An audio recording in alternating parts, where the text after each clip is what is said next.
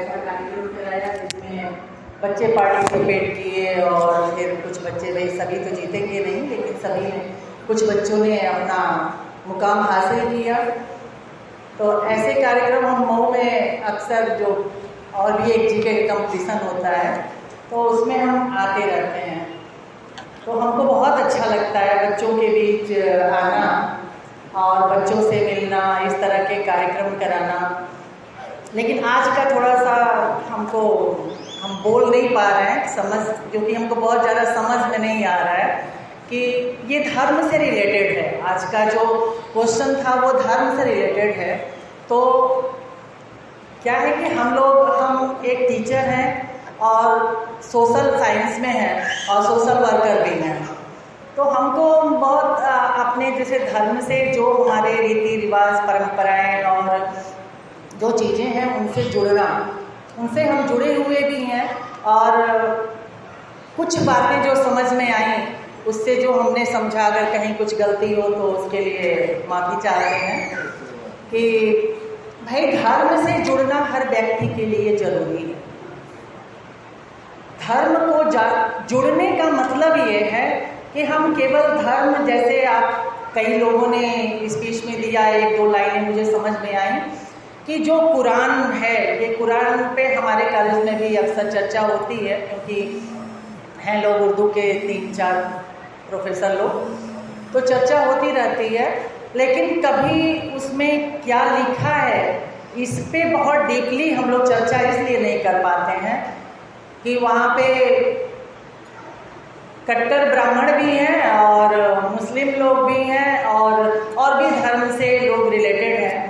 तो हमें ये डर लगता है कि ज़्यादा चर्चा करने पे कहीं बातें बढ़ ना जाए।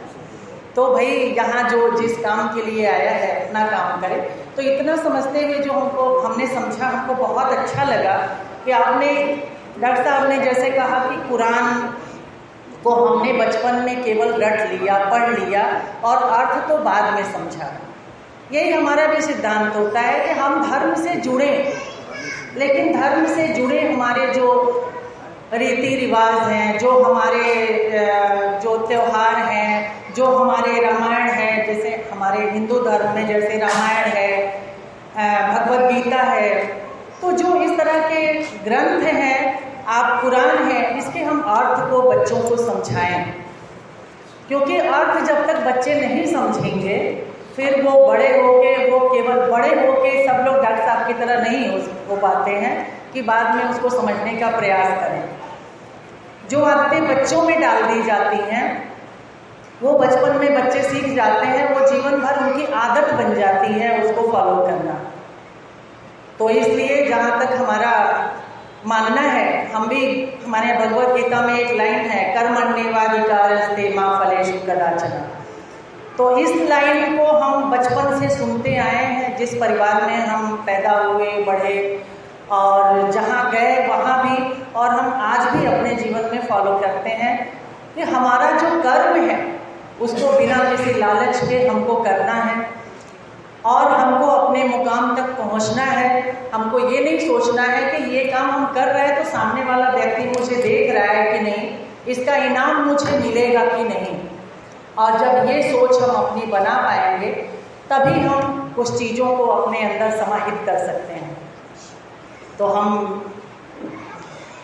इस यहाँ पे ज़्यादा बोल नहीं पाएंगे, तो इन्हीं शब्दों के साथ बच्चों ने, जिन बच्चों ने पुरस्कार पाया या जो पाने वाले हैं, सभी को ढेर सारी बधाइयाँ हमारी तरफ से। और बहुत खुशी की बात है कि जैसा डॉक्टर साहब ने कहा, बहुत अच्छी बात है, डॉक्टर साहब की बात को बहुत ध्यान से सुन रहे थे, क्योंकि ज़्यादा कुछ हम भी उसी तरह की सोच रखते हैं कि आपने, कुछ बच्चों ने जो इनाम पाया और फर्स्ट, सेकेंड, थर्ड या जो भी रैंक है वो रैंक हासिल किया और कुछ ने नहीं किया, तो उन सभी को बहुत बहुत बधाई कि आपने पार्टिसिपेट तो किया, डर के मैदान तो नहीं छोड़ा। ये बहुत खुशी की बात है। तो आप लोग खूब आगे बढ़ते रहें और ऐसे ही पुरस्कार पाते रहें। जो लोग अब की बार नहीं जीत पाए वो अगले, जो अगला आपका होगा इस तरह का जो भी आपका क्यूज कंपटीशन होगा उसमें आप भाग लें और खूब अच्छे नंबर प्राप्त करें। इन्हीं शब्दों के साथ आप सभी को ढेर सारी शुभकामनाएं और आप सभी को नमस्कार।